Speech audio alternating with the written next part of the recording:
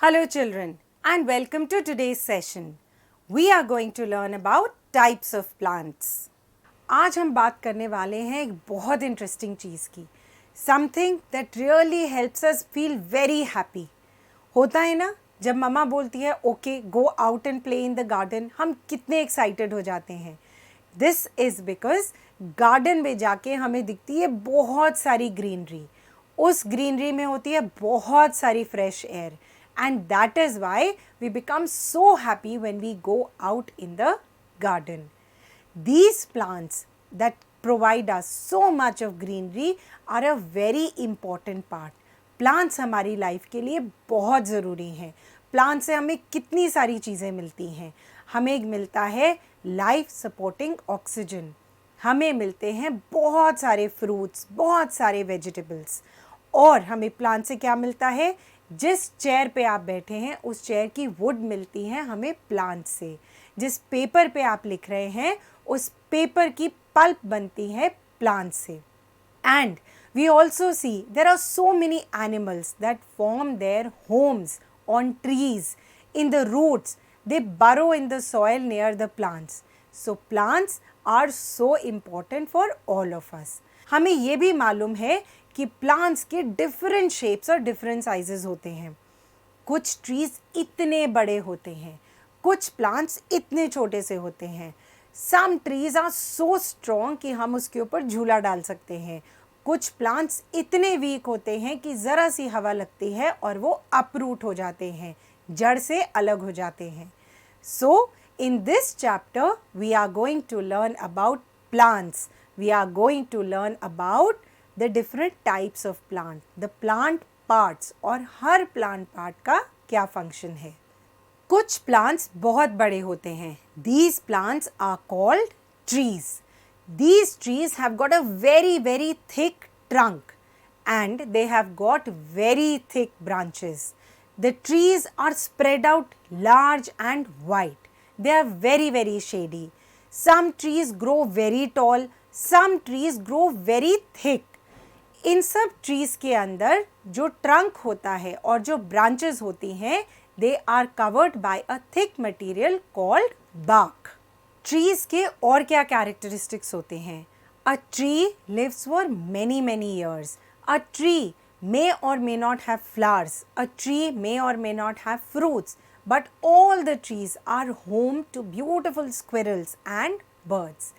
कुछ examples हैं mango, eucalyptus, orange tree, and there are so many others like neem, peepal, etc. which give us such a lot of shade. Also, जहाँ पे बहुत सारी trees होती हैं वहाँ पे weather cool रहता है और वहाँ पे बहुत सारी बारिश भी होती है.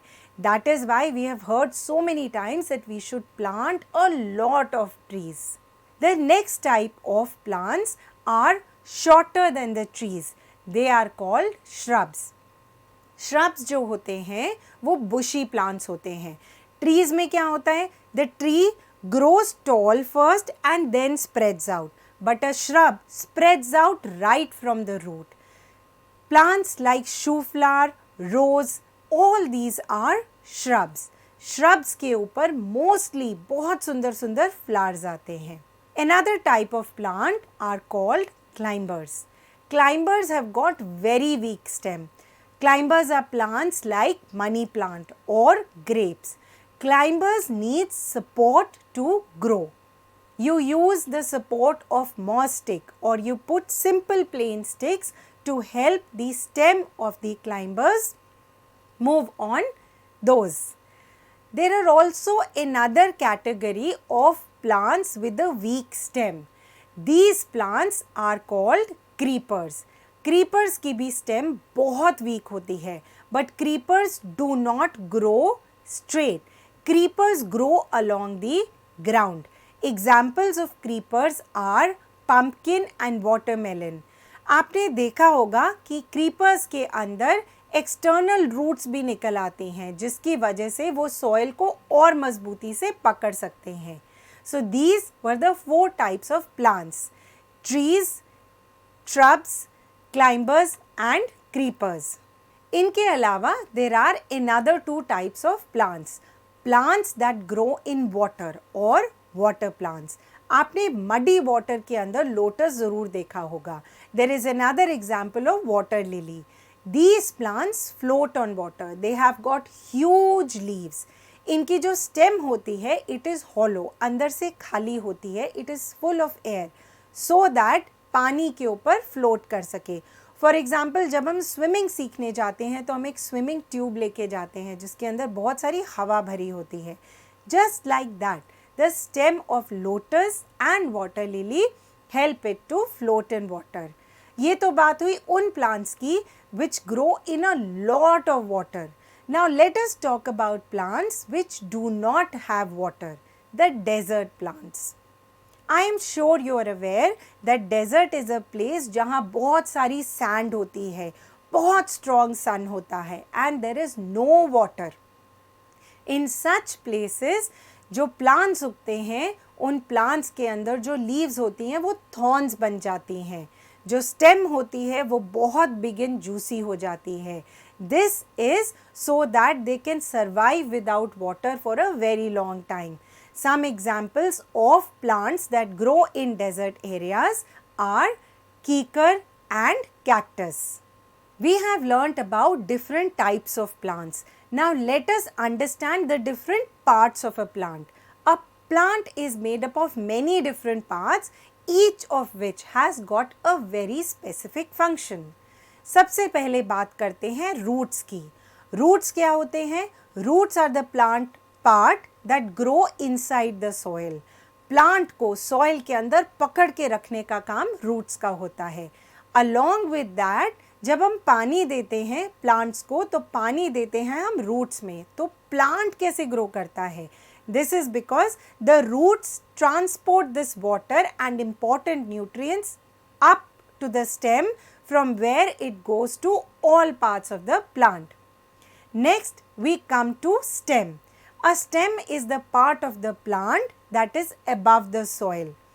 Plant के बाकी parts जैसे leaves, flowers, branches stem के ऊपर आते हैं. Stem जो होती है वो बहुत strong होती है. A stem can be green in color in case of climbers and creepers or it turns brown in color in case of huge trees. अब बात करते हैं leaves की. Leaves are the food factory of the plant. This is because leaves manufacture food for the plant. Leaves absorb the carbon dioxide from the air, they use water that comes up from the roots and they take in sunlight. इन तीनों को मिला के leaves बनाती हैं खाना which is transported to the whole plant. Plant की stem के ऊपर एक और important चीज़ होती है which is flower. A flower is a very attractive part. आपने rose देखा होगा. A rose is so beautiful. A flower grows into a fruit. और इस fruit के अंदर होती हैं seeds. Seeds का क्या काम होता है? These seeds grow into a new plant. Different fruits have got different number of seeds. A mango has got only one seed. A papaya has got many seeds. What is the function of seeds? The function of seeds is to grow into a new plant.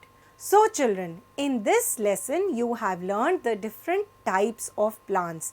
You have learned about the different parts of the plants and their function. Thank you.